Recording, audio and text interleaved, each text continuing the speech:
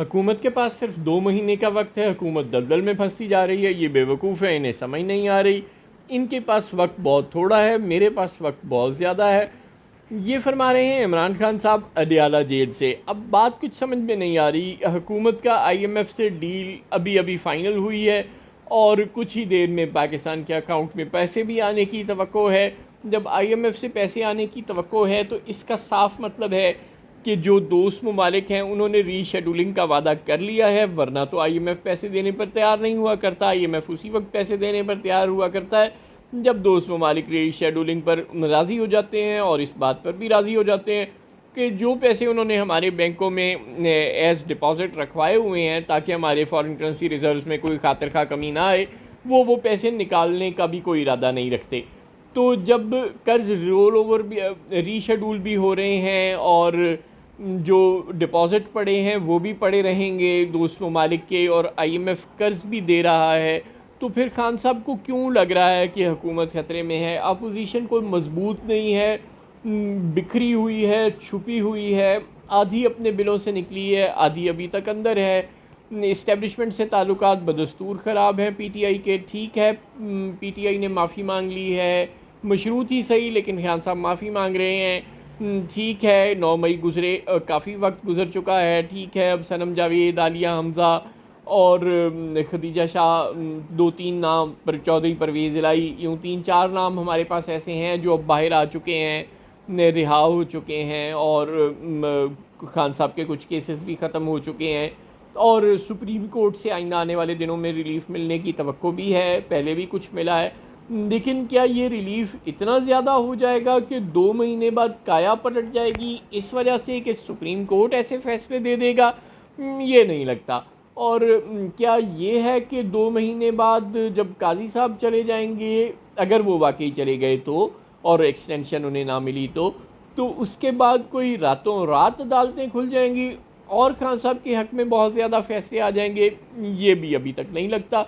हाँ, ये ज़रूर है कि मुल्क की नाजुक माशी सूरत हाल और सियासी डायलॉग की कमी की वजह से जो पॉलिटिकल और सोशल और इकोनॉमिक स्टेबलाइजेशन पाकिस्तान में नहीं आ रही, उसके नतीजे में बाहर से इन्वेस्टमेंट नहीं आ रही, उसके नतीजे में जॉब क्रिएशन नहीं हो रही, और बिजली पानी गैस की कीमतों और टैक्सेस का मसला है जिसकी वजह से इकॉनमी का जो पहिया है वो कोई तेज़ होने की तवक्को नहीं है, जिसकी वजह से शहबाज हुकूमत के लिए मसाइल के बढ़ने का ख़दशा और इस्टेब्लिशमेंट के दिल बर्दाश्ता होने का ख़दशा, और आईएमएफ की मज़ीद सख्त से सख्त शराइत के सामने ख़ुद मियाँ नवाज़ शरीफ का भी हिम्मत हार कर ऐसी सिलेक्टेड कुर्सी जो सिर्फ नून लीग के वोट कम कर रही हो और कुछ ना कर रही हो, उसको लेने से इनकार जैसे मसाइल आइंदा आने वाले दिनों में हो सकते हैं।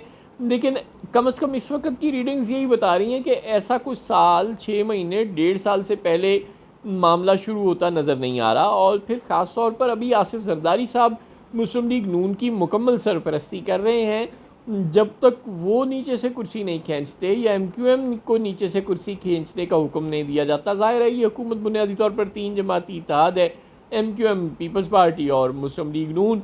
एमक्यूएम की ना अपनी कोई से है, ना अपनी कोई सीट है, ना अपना कोई मुस्तकबिल है, ना अपना कोई हाल है। उन्होंने वही करना है जो रावलपिंडी ने करना है, कहना है। और जरदारी साहब की बहरहाल 50-50 है, वो आधी इस्टेब्लिशमेंट की मानते हैं और आधी अपनी भी चला सकते हैं। उनकी जमात बड़ी है और उनकी कुछ सीटें फेयर भी होती हैं। ठीक है, कुछ सीटें उन्हें अहले कुव्वत ने लेकर दे दी होंगी, लेकिन कुछ सीटें तो उनकी अपनी भी हैं, लिहाजा वो उनकी एक अपनी सोच हो सकती है, वो तो आज़ादी से फ़ैसला कर सकते हैं मुबैना तौर पर, लेकिन एमक्यूएम तो कोई फ़ैसला आज़ादी से कर नहीं सकती।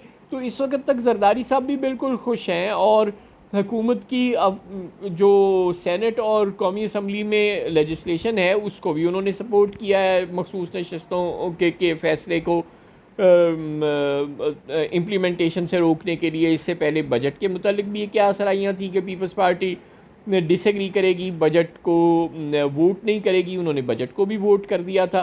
तो यूँ जरदारी साहब की सरपरस्ती मौजूद है, रावलपिंडी की सरपरस्ती मौजूद है, आईएमएफ की सरपरस्ती मौजूद है, लिहाजा अब हाफिज़ नईम साहब भी चुप करके नीवे नीवे होकर घर चले गए हैं। लिहाजा अपरेंटली इस वक्त तक कोई ऐसे शवाहिद, कोई ऐसे इंडिकेटर नहीं हैं जो 2 महीने में हुकूमत के लिए मुश्किलात खड़ी कर दें इतनी कि वो घर चली जाए। सुप्रीम कोर्ट से रिलीफ मिलना और शुरू हो जाना और काजी साहब के जाने के बाद सुप्रीम कोर्ट का लहजा हुकूमत की चीरा दस्तियों और एक्स्ट्रा कॉन्स्टिट्यूशनल या इलीगल किस्म की लेजिस्लेशंस के ख़िलाफ़ सुप्रीम कोर्ट का लहजा और रवैया मज़ीद सख्त हो सकता है। लेकिन ज़ाहिर है चीज़ों को ट्रिकल डाउन करने में वक्त लगता है और कोई नई तस्वीर बनने में 6 महीने साल का वक्त तो लगता कोई बड़ी बात नहीं है। लिहाजा को बहुत ज़्यादा हाइप क्रिएट करना उनकी एक सियासी मजबूरी तो हो सकती है।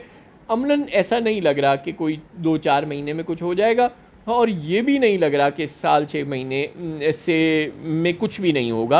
अब गेम बिल्कुल इस वक्त शहबाज शरीफ साहब के हाथ में है। अगर वो कुछ डिलीवर करने में कामयाब हो जाते हैं बजाय इसके कि वो पीटीआई के ख़िलाफ़ लेजिस्लेशन और पीटीआई के ख़िलाफ़ सुप्रीम कोर्ट में केसेस और पीटीआई के ख़िलाफ़ कोई पाबंदी शाबंदी लगाने के मंसूबे बनाने पर गौर करें, अगर वो परफॉर्मेंस पर और बयानियाँ बनाने पर और वोट की इज़्ज़त के साथ दोबारा खड़े होने का वादा करने पर तवज्जो देते हैं और नवाज़ शरीफ साहब फील्ड में एक्टिव होते हैं और मुल्क की माशी हालत और आवाम की माशी हालत में कोई बेहतरी आती है, तो फिर तो इस बात की आप तवक्को कर सकते हैं कि 2 महीने की बजाय 1 साल में भी खान साहब और उनकी जमात से कुछ ना हो सके। लेकिन इसमें अगर शहबाज शरीफ नाकाम रहते हैं, जो कि कम से कम इस वक्त तक के इंडिकेटर्स बता रहे हैं कि वो ज़्यादा कामयाब नहीं रह सकेंगे, तो फिर बिल्कुल वो हो सकता है जो खान साहब 2 महीने में कह रहे हैं शायद साल में हो जाए।